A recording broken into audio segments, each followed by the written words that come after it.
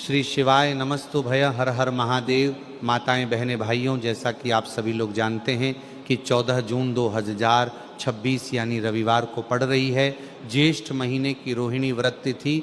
और दोस्तों, ये वह व्रत तिथि है जो ज्येष्ठ महीने में पड़ने वाली सबसे बड़ी रोहिणी व्रत तिथि है, क्योंकि यह रविवार के दिन पड़ने वाली सबसे बड़ी रोहिणी व्रत तिथि पड़ रही है और इसका बहुत ही बड़ा और विशेष महत्व होता है। पूज्य गुरु जी ने कहा है कि अगर कभी भी मौका लग जाए और ज्येष्ठ महीने की रोहिणी व्रत तिथि रविवार को पड़ जाए तो आप लोगों को एक कटोरी शहद वाला उपाय तो अवश्य ही करना चाहिए।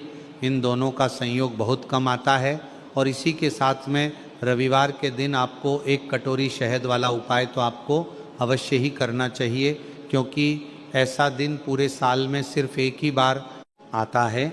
और दोस्तों, आप सभी लोग जानते हो कि रविवार रोहिणी व्रत तिथि का अगर सबसे बड़ा कोई उपाय है तो एक कटोरी शहद वाला उपाय है। तो दोस्तों, इस रविवार के दिन आप लोगों को इस एक कटोरी शहद वाला उपाय को ज़रूर करना है। बहुत सारे लोग होंगे जिन लोगों ने इस उपाय को ना किया हो, मतलब पूरा साल निकल गया, उन्होंने किसी भी दिन इस एक कटोरी शहद वाला उपाय को ना किया हो। पर दोस्तों, आपके पास एक आखिरी मौका बचा हुआ है जो कि 14 जून ज्येष्ठ रोहिणी व्रत तिथि रविवार के दिन है। तो इस दिन आप लोगों को इस वाले उपाय को ज़रूर कर लेना है। भले ही आपने पूरे महीने भर इस उपाय को ना किया हो, पर अगर आपने ज्येष्ठ महीने के रविवार रोहिणी व्रत तिथि के दिन अगर इस वाले उपाय को कर लिया तो आपको इस उपाय को करने का वह फल मिलेगा जिसकी आपने कभी कल्पना भी नहीं करी होगी।